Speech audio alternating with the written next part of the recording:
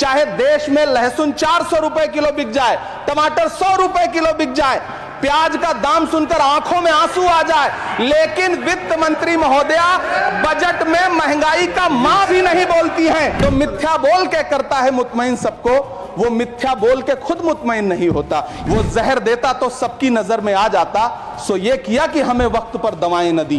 एक तरफ कोलंबिया जैसा छोटा सा देश और उसके प्रधानमंत्री गुस्तावो पेत्रो खड़े हैं, जो कोलंबिया के नागरिकों। हेलो गाइस, अस्सलाम वालेकुम। मैं मोहम्मद आदिल लेकर आया हूं फिर से इमरान प्रतापगढ़ी का वायरल वीडियो, जो कि संसद का है। संसद में इमरान प्रतापगढ़ी जी ने बीजेपी सरकार को खूब अच्छे से घेरा है, जिसमें महंगाई के मुद्दे को लेकर के बहुत ही जबरदस्त प्रदर्शन किया है इमरान प्रतापगढ़ी जी ने। तो हम चाहते हैं ये वीडियो आप लोग भी देखें। अगर ये वीडियो आप लोगों को अच्छा लगता है तो प्लीज़ हमारी वीडियो को लाइक करो और हमारे चैनल को सब्सक्राइब करो। अगर ये वीडियो आप लोगों को भी बहुत ही ज़्यादा अच्छा लगे तो प्लीज़ कमेंट में अपनी राय जरूर दो, ताकि हम इमरान प्रतापगढ़ी की आने वाली वीडियो आप तक शेयर कर सकें। तो चलते हैं दोस्तों वीडियो की तरफ। चाहे देश में लहसुन 400 रुपए किलो बिक जाए, टमाटर 100 रुपए किलो बिक जाए, प्याज का दाम सुनकर आंखों में आंसू आ जाए, लेकिन वित्त मंत्री महोदया बजट में महंगाई का मां भी नहीं बोलती हैं। तो मिथ्या बोल के करता है मुतमईन सबको, वो मिथ्या बोल के खुद मुतमईन नहीं होता। वो जहर देता तो सबकी नजर में आ जाता, सो ये किया कि हमें वक्त पर दवाएं न दी।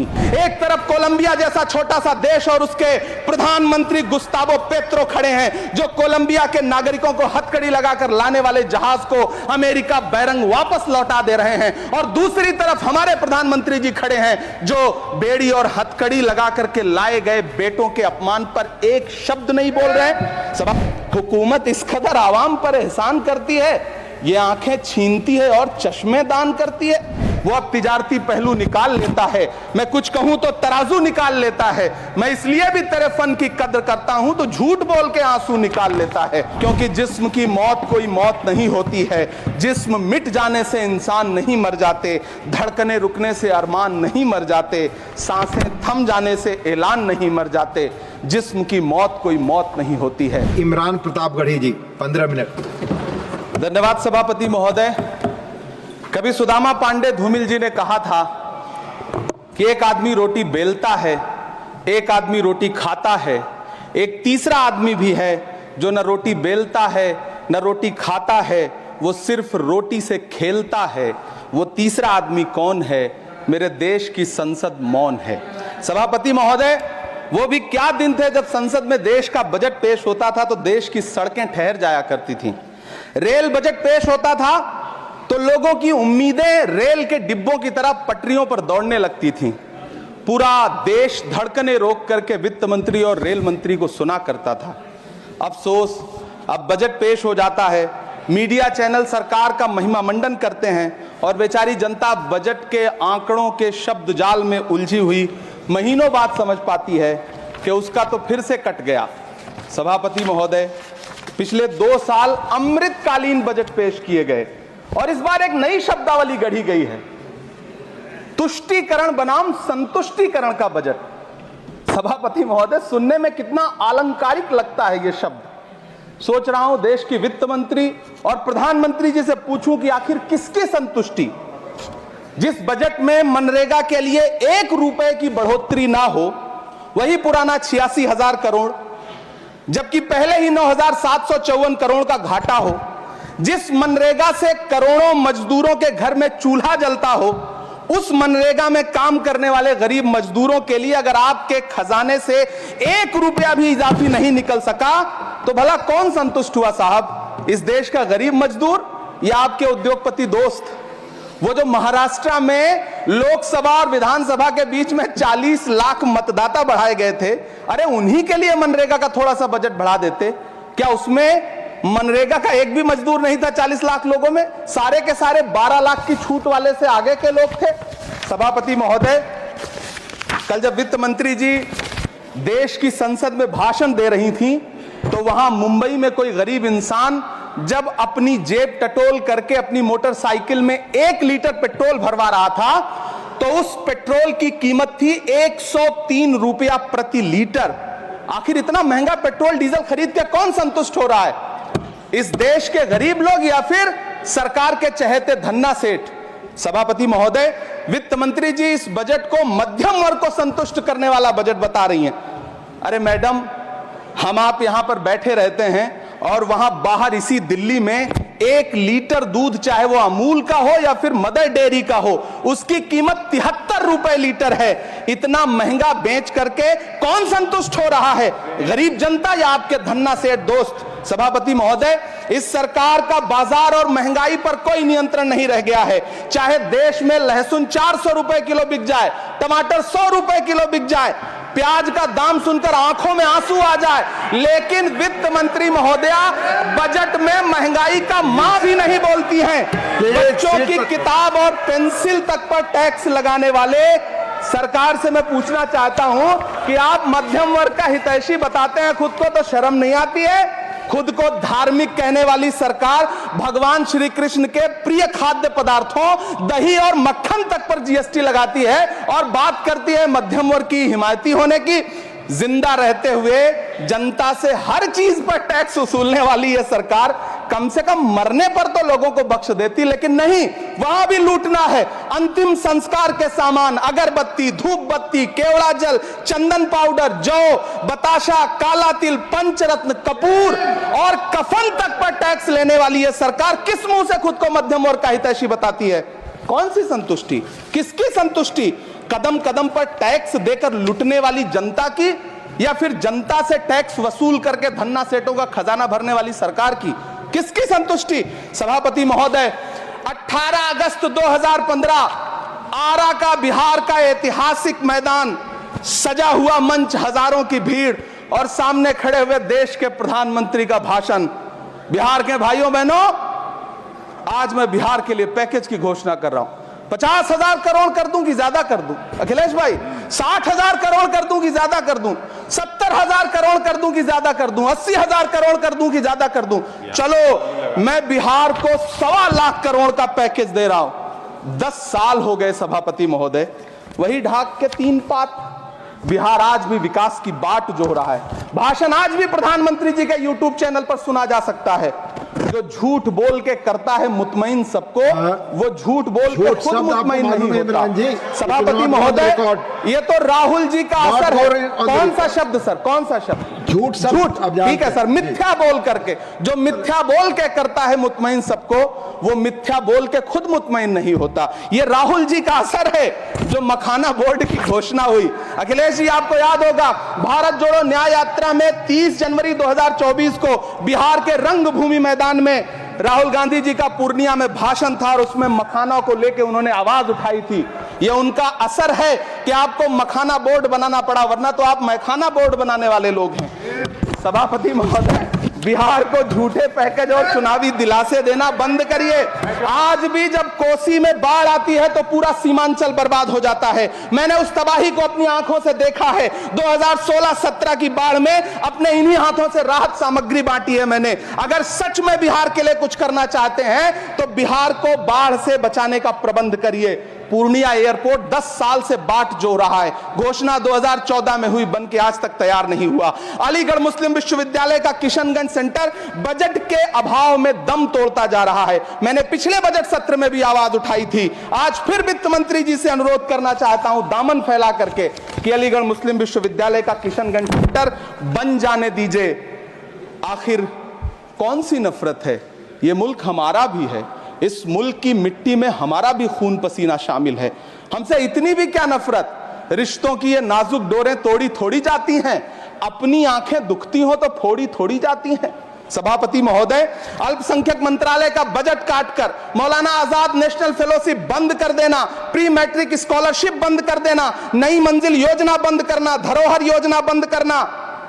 2024-25 के बजट में माइनॉरिटी मिनिस्ट्री के लिए 3,183 करोड़ रुपए की घोषणा हुई, लेकिन देश को हैरत होगी कि बाद में समीक्षा करके लगभग आधा कर दिया गया, 1,868 करोड़ रुपए। मैं तो सरकार से पूछना है कि कौन संतुष्ट हुआ? इस देश का अल्पसंख्यक संतुष्ट हुआ या आप संतुष्ट हुए? किसका संतुष्टिकरण?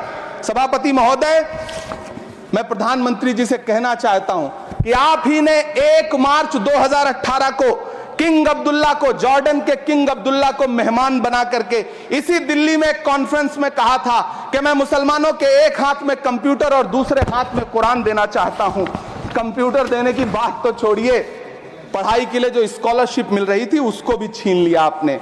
किसको संतुष्ट करने के लिए? हम समझते हैं इस साजिश को। आप माइनॉरिटी मिनिस्ट्री का बजट काटते काटते एक दिन मिनिस्ट्री को ही बंद कर देना चाहते हैं। वाह भाईजान, वो वाह। जहर देता तो सबकी नजर में आ वाह, जाता। माशाल्लाह। सो ये किया कि हमें वक्त पर क्या दवाई घेर दी। रहे हैं आप। सभापति महोदय, वाह। मैं तो वित्त मंत्री जी और से सवाल पूछना उठाओ। चाहता हूं आपके माध्यम से कि शायद वाह। आपको पता ही नहीं है कि गृहस्थी चलाने वाली एक गृहिणी की मुश्किलें क्या क्या होती हैं।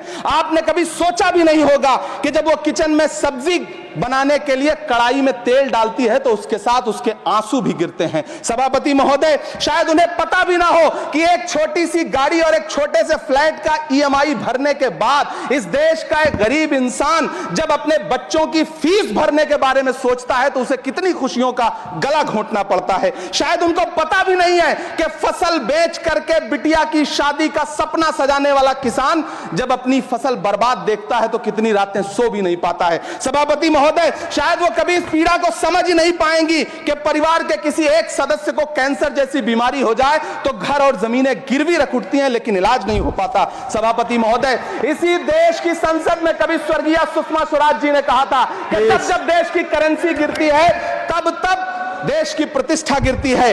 एक तरफ कोलंबिया जैसा छोटा सा देश और उसके प्रधानमंत्री गुस्तावो पेत्रो खड़े हैं जो कोलंबिया के नागरिकों को हथकड़ी लगाकर लाने वाले जहाज को अमेरिका बैरंग वापस लौटा दे रहे हैं, और दूसरी तरफ हमारे प्रधानमंत्री जी खड़े हैं जो बेड़ी और हथकड़ी लगा करके लाए गए बेटों के अपमान पर एक शब्द नहीं बोल रहे। सभापति महोदय, मैं इतिहास के पन्ने पलट रहा हूं, मुझे दो किरदार याद आ रहे हैं। एक तरफ निक्सन के 7वें बेड़े की धमकियों के सामने लोहे की तरह अडिग इंदिरा गांधी खड़ी हैं, तो दूसरी तरफ खुद ही नमस्ते ट्रंप का नारा लगाते हुए प्रधानमंत्री जी खड़े हैं। मेरे कानों में सुषमा स्वराज जी की आवाज गूंज रही है। बहुत कम बोलने वाले डॉक्टर मनमोहन सिंह ने बहुत ज्यादा बोलने वाले प्रधानमंत्री जी को जब देश की बागडोर सौंपी थी तो $1.58 का था, आज 85 से 87 के बीच में झूल रहा है।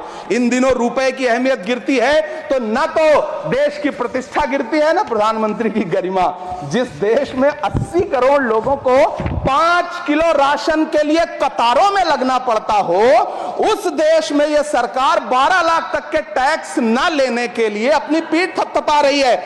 हुकूमत इस कदर आवाम पर एहसान करती है, ये आंखें छीनती है और चश्मे दान करती है। सभापति महोदय, महाराष्ट्र का भिवंडी हो, मालेगांव हो, इचल करंजी हो, यूपी का बनारस हो, मुआयमा हो, मुबारकपुर हो, रांची का छोटा नागपुर हो, बिहार का भागलपुर हो, हर जगह बुनकरों की उम्मीदें तोड़ रही हैं, लेकिन इस सरकार के पास उनके लिए कुछ भी नहीं है। मुरादाबाद का पीतल उद्योग, कानपुर का चमड़ा उद्योग, सहारनपुर का लकड़ी उद्योग, फिरोजाबाद का चूड़ी उद्योग, अलीगढ़ का ताला उद्योग, सब सरकारी प्लानिंग से तबाह हो रहे हैं। इन तमाम के बीच सरकारी सपोर्ट से बस एक उद्योग फल फूल रहा है, नोएडा का नफरत उद्योग। सभापति महोदय, जिस देश में 40 से 45% मेडिकल फैकल्टी की सीट खाली हो, वहां बजट में 75,000 नए मेडिकल सीट्स का ऐलान हो रहा है। सरकार बहादुर, कम से कम इस देश के पढ़े लिखे युवाओं को तो मूर्ख समझना बंद करिए। वो अब तिजारती पहलू निकाल लेता है।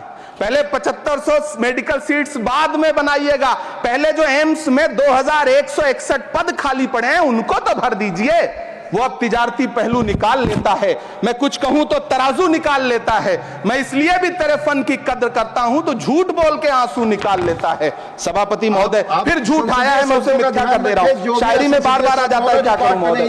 काश ये बजट, सभापति महोदय, वो एक शब्द मैं मिथ्या कर दे रहा हूं सर, वो एक शब्द को हटा दीजिए। ध्यान रखें, ऐसे जो भी शब्द होंगे आपके वहां। सभापति महोदय, काश ये बजट बीपीएससी के पेपर लीक की शिकायत करने वाले नौजवानों पर बरसती हुई पुलिस के लाठियों पे, जख्मों पर मरहम लगा पाता। सभापति महोदय, पिछले 80 दिन से 70 साल का एक बुजुर्ग एमएसपी की लीगल गारंटी मांगता हुआ आमरण अनशन पे बैठा हुआ है। काश ये बजट किसान नेता जगजीत डल्लेवाल की टूटती हुई सांसों की पीड़ा सुन पाता। काश ये बजट प्रतियोगी परीक्षाओं की तैयारी के लिए दिल्ली, कोटा, पटना, अहमदाबाद जैसे शहरों में, इलाहाबाद जैसे शहरों में किताबों के साथ गल रहे युवाओं के सपनों को जिंदगी दे पाता। काश ये बजट वंदे भारत के सुनहरे विजुअल के बजाय देश की गरीब जनता को कुछ और पैसेंजर ट्रेनें दे पाता। काश ये बजट सीनियर सिटीजन को ट्रेन टिकटों में मिलने वाली रियायतें वापस लौटा पाता जिनको सरकार ने कोविड के नाम पे छीन लिया था। काश ये बजट किसानों की राह में कीले नहीं बल्कि कालीन बिछाने वाला बन पाता। काश ये बजट सरकारी मालिकों को यह समझा पाता कि नेहरू को कोसने से अर्थव्यवस्था नहीं सुधरेगी, उसके लिए डॉक्टर मनमोहन सिंह साहब की अर्थनीति अपनानी पड़ेगी। पिछले 11 साल से नेहरू जी को कोस रहे हैं, आखिर कब तक कोसिएगा? थोड़ा पंडित नेहरू जी के बारे में पढ़िए, तब पता चले कि पंडित नेहरू की शख्सियत का नाम है। दुनिया का पहला ऐसा राजनेता जिसने अपनी जिंदगी की आजादी के लिए, देश की आजादी के लिए 3259 दिन अंग्रेजों की जेल में बिताए। पंडित नेहरू एक ऐसे महान शख्स जिनके पिता पंडित मोतीलाल नेहरू, जिनकी बहन विजय लक्ष्मी पंडित, जिनके बहनोई पंडित रंजीत सीताराम, जिनकी बेटी इंदिरा गांधी, जिनके दामाद फिरोज गांधी, सब ने अंग्रेजों से लड़ते हुए स्वतंत्रता आंदोलन में जेल काटी।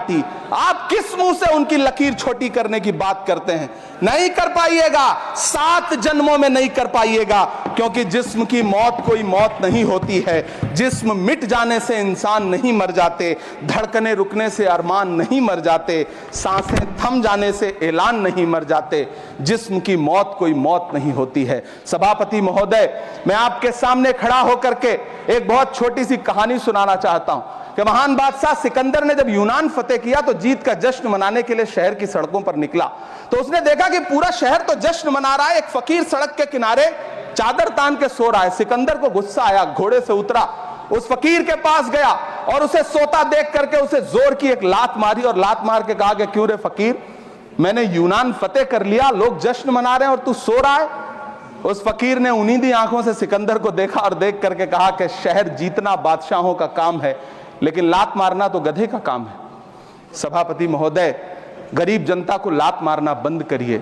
यह अमीरों के लिए बनाया गया बजट है, यह निराशाजनक बजट है। हम अमृतकाल सुनते आ रहे थे, यह अमृतकाल इतनी जल्दी समाप्त हो गया कि अब अमृतकाल का कोई नाम तक नहीं लेना चाहता है। इसलिए मैं इस सदन में खड़ा होकर के देश की वित्त मंत्री महोदया से कहना चाहता हूं कि आपने अल्पसंख्यकों के बजट में जो कटौती की है उसको बहाल करिए। आपने मनरेगा को जो स्थिर रखा है उसका घाटा 9,754 करोड़ है, कम से कम उतना बढ़ा करके फिर से उसे बहाल करिए। नौजवानों के लिए रोजगार दीजिए, किसानों को एमएसपी की लीगल गारंटी दीजिए। यही मैं आपसे अपील कर रहा हूं। धन्यवाद सर, आपने इतना जो समय दिया उसके लिए शुक्रिया। हेलो दोस्तों, तो कैसी लगी ये वीडियो? उम्मीद करते हैं अच्छी लगी होगी। क्या संसद में इमरान प्रतापगढ़ी जी ने धमाल मचाया है? तो प्लीज कमेंट में अपनी राय जरूर दें ताकि हम आने वाली इमरान प्रतापगढ़ी की वीडियो आप तक शेयर कर सके। और तो प्लीज मेरे चैनल को भी सब्सक्राइब कर लो। तो फिर चलते हैं, मिलते हैं नेक्स्ट वीडियो में इंशाल्लाह। अस्सलाम वालेकुम।